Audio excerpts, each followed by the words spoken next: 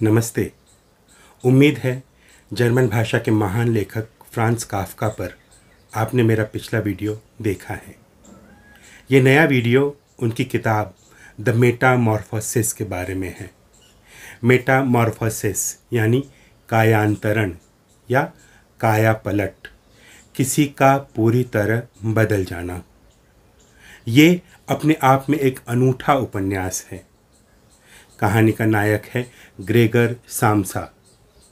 एक सुबह वो उठता है और पाता है कि वो एक विशाल कीड़े में तब्दील हो गया है।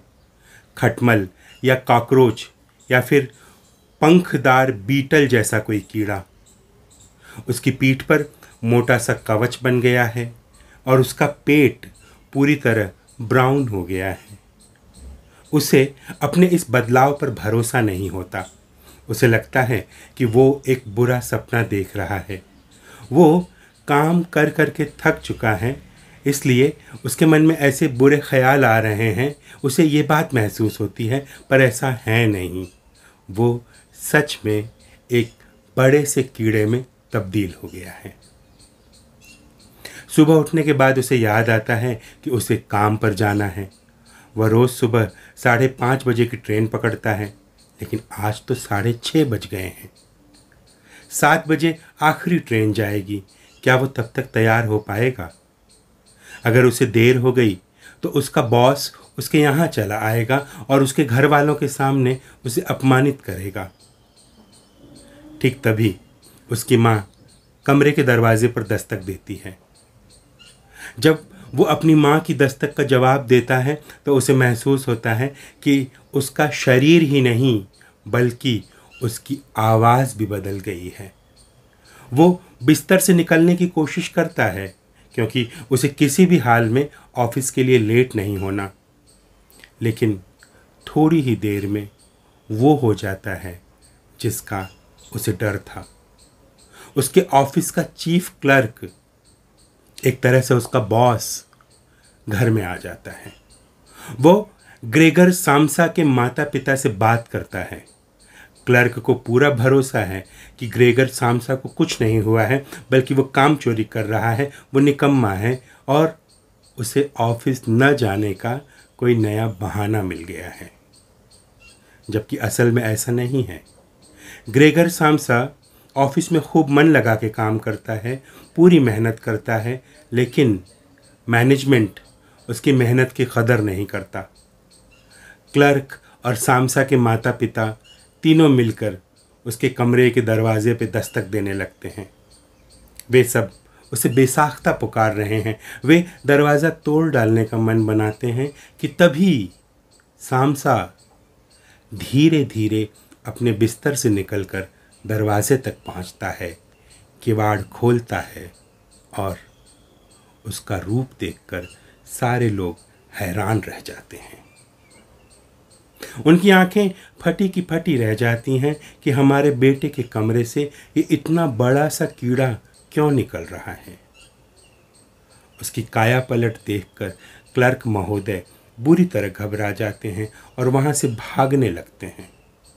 उन्हें रोकने की कोशिश में ग्रेगर सामसा आगे बढ़ता है, धप से पेट के बल गिर जाता है और तब वो बिल्कुल कीड़ा लगने लगता है। जमीन पर रेंगता हुआ एक भयानक विशाल कीड़ा। उसे देखकर उसके पिता एकदम आक्रामक हो उठते हैं। वो क्लर्क महोदय की छड़ी लेते हैं और पीट पीट कर उस कीड़े को वापस उस कमरे में भेज देते हैं। इस सब के दौरान ग्रेगर सामसा दरवाजे में अटक जाता है, क्योंकि दरवाज़ा अब उसकी साइज से छोटा है। ऐसे में उसका पिता उसे ज़ोर से किक मारता है और कमरे के अंदर कर देता है। अंदर जाकर ग्रेगर सामसा लगभग बेहोश हो जाता है। घंटों बाद जब उसकी नींद खुलती है तो देखता है कि उसकी बहन ने उसे खाने के लिए दूध और ब्रेड दिया है। उसे दूध पसंद नहीं आता। धीरे धीरे वो पाता है कि उसके साथ एक नई चीज़ हो रही है। उसे कोई भी खाना तब तक पसंद नहीं आता जब तक कि वो सड़ नहीं जाता। बिल्कुल कीड़ों की तरह वो सड़ा हुआ खाना खाता है। उसकी बहन उसे दिन में 2 बार खाना खिलाती है। ऐसा लगता है कि इस समय उसकी बहन ही उसका सबसे ज़्यादा ख्याल रखती है। वो याद करता है कि 5 साल पहले उसके पिता का बिजनेस बुरी तरह ठप हो गया था। तब से ग्रेगर ही परिवार का पालन पोषण कर रहा है, लेकिन अब भी उसका परिवार कर्जे में डूबा हुआ है। वो अपने परिवार का एकमात्र सहारा है और उसकी ऐसी हालत देखकर उसके घर के बाकी सब लोग घबरा गए हैं। वह अपनी बहन को वायलिन स्कूल में भेजना चाहता था, लेकिन भेज नहीं पा रहा। किसी को समझ नहीं आ रहा कि अब ये घर कैसे चलेगा। अपने कमरे में बैठा हुआ वो सुनता है कि दूसरे कमरे में उसके पिता बाकी लोगों से कह रहे हैं, मैंने कुछ पैसे बचा रखे हैं, उससे हमारा काम चल जाएगा। ये सुन के ग्रेगर को थोड़ी सी राहत मिलती है। उसे कीड़े में बदले हुए 1 महीना हो जाता है। सारा समय अपने कमरे में पड़े पड़े वो बोर होने लगता है। टाइम पास करने के लिए वो दीवार पर रेंग कर छत पर चढ़ जाता है और वहाँ से उल्टा लटका रहता है। उसकी दयावान बहन को लगता है कि हम अगर कमरे को खाली कर दें तो ग्रेगर के पास खेलने के लिए ज़्यादा जगह होगी। बहन और माँ उसके कमरे को खाली कर देते हैं, लेकिन एक सोफ़ा वहीं छोड़ देते हैं, क्योंकि जब घर में कोई आता था तब ग्रेगर उसी सोफ़े के नीचे जाकर छिप जाता था। वो उसकी छोटी गुफा के समान था। ग्रेगर को अच्छा नहीं लगता कि ये लोग उसके कमरे से सामान निकाल रहे हैं।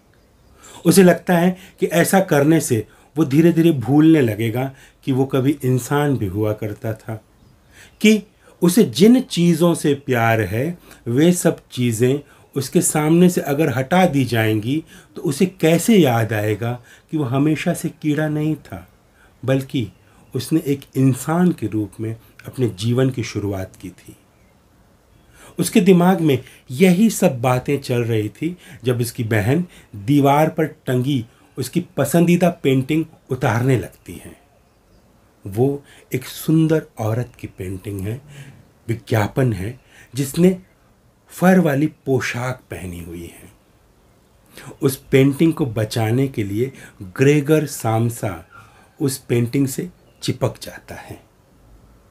ये देख के उसकी माँ बेहोश हो जाती है। उसे लगता है कि उसका बेटा कीड़ा बन जाने के बाद भी औरतों के प्रति लालसा से भरा हुआ है। उसकी बहन कुछ सामान लेने बाहर के कमरे में जाती है तो वो भी रेंगता रेंगता उसके पीछे चल पड़ता है। तभी उसकी बहन के हाथ से कांच का एक बर्तन छूटता है, फर्श पर गिर के टूट जाता है और उसकी किरचें ग्रेगर को चुभ जाती हैं।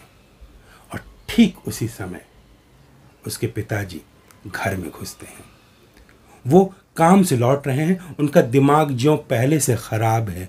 ग्रेगर सामसा को घर के मुख्य कमरे में देखते ही उनका पारा चढ़ जाता है और वो गुस्से में उसकी तरफ दनादन सेब फेंकना शुरू करते हैं। एक सेब ग्रेगर सामसा की पीठ में लगता है और वहीं जाकर धंस जाता है। इससे ग्रेगर को बहुत बुरी तरह चोट लगती है। सेब उसकी पीठ में धंसा ही रहता है, उसे दर्द होता ही रहता है। सेब ऐसी जगह जाके लगा है जिससे ग्रेगर को लगभग पैरालिसिस हो जाता है। अगले 1 महीने तक वो उसी तरह रहता है, पीठ में धंसे हुए सेब के साथ, भयंकर दर्द के साथ, कराह और निराशा के साथ। इस बीच उसकी माँ को सिलाई का काम मिल जाता है और बहन को सेल्स एग्जीक्यूटिव का। वे अपने जीवन में व्यस्त हो जाती हैं। वे घर बदलना चाहती हैं, लेकिन ग्रेगर को अपने साथ नहीं रखना चाहती, खासकर उसकी बहन। ग्रेगर की अच्छी बहन जो उसकी सेवा करती थी, उसके कमरे को साफ करती थी, अब उसकी ओर ध्यान तक नहीं देती। उसके कमरे को गंदा छोड़ देती है और जब कभी उसकी माँ उसके कमरे को साफ करने की कोशिश करती है तब बहन को इतना बुरा लगता है कि वो हंगामा मचा देती है। पैसों की तंगी के कारण उसके माता पिता घर के एक कमरे को किराए पे चढ़ा देते हैं। उसमें 3 आदमी रहने आ जाते हैं। उन तीनों की एक शर्त है कि घर एकदम साफ सुथरा होना चाहिए। लिहाजा घर में बिखरा अतिरिक्त सामान उठाकर ग्रेगर के कमरे में ठूंस दिया जाता है। ग्रेगर का कमरा स्टोर रूम या फिर ऐसा कहें कि कबाड़ खाना बन जाता है। एक रोज डिनर के बाद ग्रेगर की बहन वायलिन बजाने लगती है। उसकी आवाज़ सुनकर ग्रेगर को अच्छा लगता है। नौकरानी की गलती से दरवाज़ा खुला छूट गया है। वायलिन के संगीत से मुग्ध ग्रेगर धीरे धीरे रेंगता हुआ बाहर वाले कमरे में पहुंच जाता है। उसे देखकर वहां बैठे तीनों किराएदार एकदम से डर जाते हैं।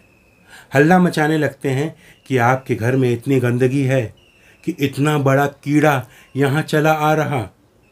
अब हम यहाँ नहीं रहेंगे। जितने दिन रहे हैं उसका भी किराया नहीं देंगे। उल्टे अदालत में मुकदमा दायर कर देंगे कि हमने तो साफ सुथरा घर मांगा था, ये तो कीड़ों से भरा हुआ घर है। ये सुनकर ग्रेगर की बहन को लगता है कि अब बड़ा नुकसान होने वाला है।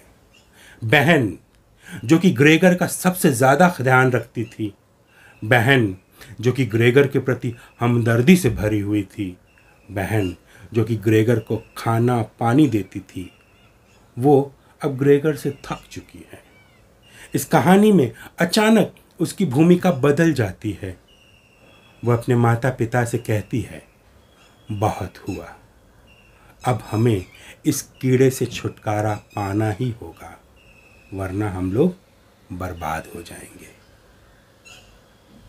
उसके माता पिता उसकी बात से सहमत होते हैं। वे किसी तरह ग्रेगर सामसा से मुक्ति पा लेना चाहते हैं। उनके ऐसे विचार सुनकर ग्रेगर का दिल टूट जाता है। वो चुपचाप भीतर के कमरे में जाता है और सुबह होने से पहले दम तोड़ देता है। सुबह नौकरानी को उसकी लाश मिलती है। पूरा परिवार मिलकर कीड़े की उस लाश को ठिकाने लगाता है। ग्रेगर का पिता किराएदारों को घर से निकाल देता है। इतना होने के बाद ग्रेगर के माता पिता और बहन राहत की सांस लेते हैं, अपने अपने काम से छुट्टी लेते हैं और कहीं बाहर घूमने चले जाते हैं। वे अब खुश हैं। वे कहीं नई जगह पर एक छोटा सा घर लेने और लड़की की शादी करने के बारे में सोचने लगते हैं। तो ये था फ्रांस काफ्का के उपन्यास मेटामॉर्फोसिस का प्लॉट। इस कहानी के कई लेयर्स हैं। इसमें अर्थ की कई परतें हैं। एक परत खोलो तो दूसरी दिखने लगती है। एक थीम पे सोचो तो दूसरी दिखाई देने लगती है। काफ्का ने इसे 1915 में लिखा था।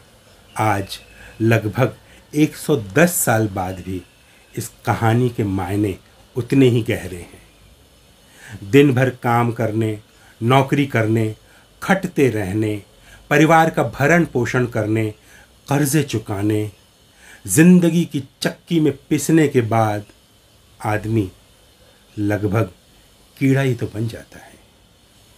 ज़्यादातर लोगों को तो ये एहसास ही नहीं होता कि उनकी औकात दरअसल एक कीड़े जैसी हो चुकी है। वे एक भ्रम में जिए जाते हैं। जिन्हें एहसास होता है कि वे कीड़े बन चुके हैं, उनका दिल टूटने लगता है। उनके अंत की शुरुआत होने लगती है। तब उन्हें समझ में आने लगता है कि जब तक तुम कमाते रहोगे, काम करते रहोगे, जब तक तुम दूसरों के लिए उपयोगी बने रहोगे, तब तक सब लोग तुम्हारी कदर करेंगे। जैसे ही तुम असहाय, असमर्थ बनोगे, वैसे ही लोग तुमसे कतराने लगेंगे, तुम्हारी ओर ध्यान तक देना बंद कर देंगे। तब तुम खुद ही अजनबी जैसा महसूस करने लगोगे। काफ्का अस्तित्ववादी यानी एग्जिस्टेंशियलिस्ट लेखक थे। अस्तित्ववाद क्या होता है ये जानने के लिए मेरे इस वीडियो को देख सकते हैं। अस्तित्ववादी होने के कारण ये कहानी मनुष्य के अस्तित्व की निरर्थकता को दिखाती है, वजूद के बेमानीपन को दिखाती है। ये पल पल बदलते इंसानी रिश्तों की कहानी है। ये स्वार्थ पर आधारित पारिवारिक रिश्तों की कहानी है। इस कहानी में इतनी सारी थीम्स हैं। आइए हम कुछ प्रमुख थीम्स को संक्षेप में दो दो लाइनों में देखते हैं। Theme number 1, absurd. एब्सर्ड का अर्थ होता है अटपटा, उटपटांग, जिसका कोई सिर पैर ना हो। दोस्तोयेवस्की, फ्रांज काफ्का, अल्बेयर कामू, इन लोगों ने अपने उपन्यासों में एब्सर्डिटी का बेहद सुंदर इस्तेमाल किया है। यानी अटपटी और ऊटपटांग चीज़ों के माध्यम से बेहद सार्थक संवाद और मानीखेज डिस्कोर्स स्थापित किया है। जैसे इस कहानी में एक आदमी सुबह सोकर उठता है और पाता है कि वो कीड़ा बन गया है। ऐसा असल जीवन में होता नहीं है, लेकिन लिटरेचर के भीतर, आर्ट्स के भीतर हो सकता है। और जब ऐसा होता है तब यह एब्सर्ड कहलाता है, यानी अटपटा। लेकिन आप खुद देखिए, इस अटपटी बात के जरिए काफ्का ने मनुष्य के पूरे अस्तित्व को, इंसान के पूरे वजूद को कैसे डिफाइन कर दिया है कि वो इंसान होकर भी कीड़ा है। काफ्का की शैली की सबसे बड़ी खासियत है कि वो इस एब्सर्डिटी का चित्रण करते समय कहीं से भी सेंटिमेंटल या अतिरिक्त भावुक नहीं होते। ना ही उनका टेक्स्ट ओवर रिटन टेक्स्ट लगता है। बड़ी सहजता से वो अपनी बात कहते जाते हैं। जैसे आदमी का कीड़े में बदल जाना कोई बार बार होने वाली घटना है। ये सबके साथ होती रहती है और एक दिन ग्रेगर साम्सा के साथ भी हो गई। Theme number 2, alienation. अंग्रेजी में एक शब्द है एलियनेशन, यानी धीरे धीरे अलग थलग पड़ते जाना। आप जिस जगह पर रहते हैं, क्या आप सच में उस जगह को बिलोंग करते हैं? जहाँ काम करते हैं, जहाँ पढ़ते हैं, जहाँ जीते हैं, जहाँ अपना जीवन बिताते हैं, क्या सच में उन जगहों को बिलोंग करते हैं? या आप एक ऐसे समय और समाज में जी रहे हैं जो आपको आपकी ही जगह से छीन लेता है और आपको अलग थलग कर देता है? ये स्थिति कई सारे लोगों के साथ होती होगी। कभी सोच के देखिएगा। काफ्का का ये उपन्यास उसी एलियनेशन को बखूबी छूता है, यानी पराया होते चले जाना। न केवल अपने आसपास के लोगों से पराया होना, बल्कि अपने आप से पराया होते चले जाना। देखिए, वो बाहर से कीड़ा है लेकिन अंदर से इंसान है, यानी वो अपने आप से पराया है। ग्रेगर साम्सा अपने शरीर को बिलोंग नहीं करता तो दुनिया को कहाँ से बिलोंग करेगा? बाहर से कीड़ा होता, अंदर से भी कीड़ा होता तो एक होता। बाहर से इंसान होता, अंदर से भी इंसान होता तो भी एक होता। वो तो एक है ही नहीं। बाहर से कीड़ा, अंदर से इंसान। गजब का एलियनेशन है। और सिर्फ ग्रेगर साम्सा का ही एलियनेशन क्यों देखें हम लोग? उसके घर वालों को क्यों न देखें? उसके घर वाले बाहर से इंसान हैं, लेकिन अंदर से क्या हैं? अंदर से वे असल में कीड़े हैं, क्योंकि उनके भीतर इतनी भी इंसानियत नहीं है कि वे अपने बेटे को एक नए रूप में स्वीकार कर सकें या फिर उसके साथ सहानुभूतिपूर्ण व्यवहार कर सकें। तो असल में वे अंदर से क्या हुए? अपने आप से पराए हुए। ये जो पराएपन का एहसास है, ये काफ्का की सारी रचनाओं में फैला हुआ है। सेंस ऑफ बिलोंगिंग उनके यहाँ से गायब हो जाती है। थीम नंबर 3, काया की माया। एक और चीज़ जो काफ्का दिखाते हैं इस कहानी में वो है काया की माया। आज आपका शरीर सुंदर है, आपको सब लोग चाह रहे हैं। कल को आप एक कीड़े जैसे दिखने लग जाएं या आपका शारीरिक सौंदर्य नष्ट हो जाए, लोग आपसे घृणा करने लगेंगे। ग्रेगर सामसा शरीर से कीड़ा बन गया है, लेकिन मन से अभी भी इंसान है, वैसा ही सुंदर इंसान। लेकिन लोगों को मन से क्या लेना देना, वे तो तन देखते हैं। ग्रेगर सामसा न तो पूरी तरह कीड़ा है, न तो पूरी तरह इंसान है। वो कीड़े की काया में इंसान की आत्मा है। उसके पास इंसान होने का एक भरा पूरा अतीत है। वो एक सोचता समझता कीड़ा है, लेकिन है तो कीड़ा ही जिसे कोई भी लात मार सकता है।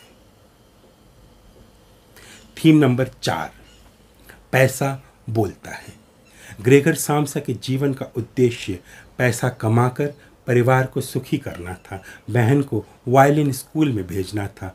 जैसे ही उसके भीतर से यह काबिलियत समाप्त होती है, उसका जीवन, उसके रिश्ते बदल जाते हैं।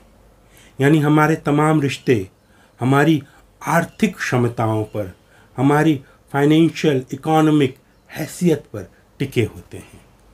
जैसे ही सामने वाले को एहसास होगा कि हम उस पर बोझ बन रहे हैं, वो हमें अपमानित करना शुरू करेगा और धीरे धीरे हमें छोड़ देगा या ऐसे हालात बना देगा कि खुद हम ही उसको छोड़कर चले जाएं।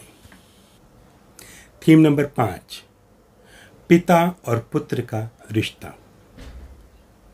इस कहानी की जो सबसे बड़ी थीम है वह है पिता और पुत्र का रिश्ता। अगर आपने काफ्का पर मेरा पिछला वीडियो देखा है तो आप समझ जाएंगे कि असल जीवन में काफ्का और उनके पिता के बीच कैसा कठिन संबंध था। काफ्का के पिता काफ्का को बिल्कुल नहीं समझते थे, उन्हें पीटते थे, नीचा दिखाते थे, अपमानित करते थे और एक तरह से उन्होंने फ्रांस काफ्का नाम के फूल को पूरी तरह खिलने से रोक दिया था। इस कहानी में ग्रेगर सामसा का पिता ठीक फ्रांस काफ्का के पिता जैसा नजर आता है। ठीक वही गुस्सा, ठीक वही आक्रामकता, ठीक वही सनक, ठीक वैसे ही अपने बेटे को नाकारा मानने का भाव, नाकारा मानने की जिद। जिस तरह काफ्का के पिता ने काफ्का को मानसिक और शारीरिक यातनाएं दी थी, ठीक उसी तरह ग्रेगर सामसा का पिता भी ग्रेगर को यातनाएं देता है, सेब खींच के मारता है, छड़ी से मारता है। जब ग्रेगर एक कीड़े में तब्दील होता है, तब शायद काफ्का अपने परिवार में अपनी स्थिति का चित्रण कर रहे होते हैं कि कैसे खुद उनके परिवार में उनकी हालत एक उपेक्षित वस्तु की तरह थी, कीड़े जैसी थी। मेटामॉर्फोसिस में एक चीज़ और है जिसकी तरफ हमारा ध्यान कम जाता है, वो है जोर से दरवाजे को बंद करना। पूरी किताब में कई बार इसका उल्लेख है कि दरवाज़ा जोर से बंद कर दिया गया। अगर हम काफ्का की डायरी पढ़ें तो हमें इस बात का एहसास होता है कि वो सच में इन सारी चीज़ों से कितने परेशान थे। वो एक छोटे से घर में माता पिता के साथ रहते थे, जहाँ हमेशा झगड़ा होता रहता था, बहसें होती थीं और गुस्से में दरवाज़ा धड़ाम से बंद कर दिया जाता था। काफ्का ने अपनी डायरी में लिखा है, मैं इन चीज़ों के कारण एकाग्रता नहीं बना पाता, लिख नहीं पाता। ठीक वही चीज़ें उन्होंने अपने जीवन से निकालकर अपनी किताब में रख दी। इन सब चीज़ों को देखें तो महसूस होता है कि मेटामॉर्फोसिस एक तरह से फ्रांस काफ्का की अपनी कहानी है, आप बीती है।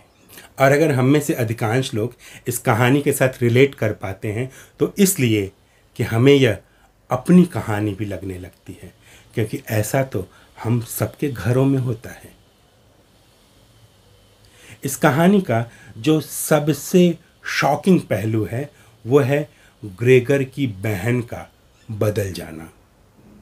पिता और पुत्र वाला एंगल तो सभी लोग देखते हैं, बहन वाला एंगल रिश्तों की एक अलग ही कहानी की तरफ ध्यान दिलाता है। रूस के एक महान लेखक हुए व्लादिमीर नाबोकोव, उन्हें नोबेल पुरस्कार भी मिला था। उन्होंने काफ्का पर एक महान लेक्चर दिया था। उसमें उन्होंने इस पहलू की ओर ध्यान दिलाया था कि जिस दिन ग्रेगर को एहसास होता है कि उसका साथ देने वाली बहन अब उससे छुटकारा पाना चाहती है, उसका दिल टूट जाता है।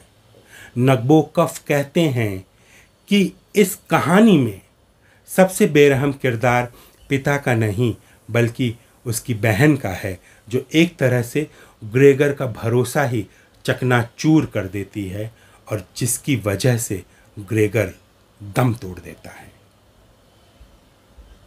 काफ्का की मेटामॉर्फोसिस की एक खासियत ये भी है कि ये हर पाठक के लिए अलग मतलब रखती है। हम जितनी बार इसे पढ़ें इसके नए मतलब खुलते चले जाते हैं, इसलिए इसकी एक निर्णायक व्याख्या, एक आखिरी एनालिसिस नहीं हो सकता। हर कोई इसे अपनी तरह से पढ़ता है, इसीलिए 100 साल बीत जाने के बाद भी अब भी लगातार इसकी नई नई व्याख्याएं आ रही हैं। इस किताब की एक महानता ये भी है। तो मित्रों, काफ्का पर, कामू, सार्त्र, दोस्तोयेव्स्की पर, लिटरेचर और फिलॉसफी पर मेरी ये सीरीज़ चलती रहेगी। मेरी कोशिश होगी कि पश्चिमी फिलॉसफी के साथ मैं जल्द ही भारतीय फिलॉसफी पर भी कुछ वीडियो लेक्चर बना सकूं। आप चाहते हैं कि मैं नए वीडियो बनाता रहूं, तो आप देखते रहिए, शेयर करते रहिए, हौसला बढ़ाते रहिए। और हाँ, अगर आप मुझसे व्हाट्सएप पर जुड़ना चाहते हैं तो डिस्क्रिप्शन बॉक्स में मेरा व्हाट्सएप लिंक है, जुड़ जाइए। मैं वहाँ रीडिंग मटेरियल शेयर करता रहता हूँ। तो जल्द मिलेंगे। नमस्ते।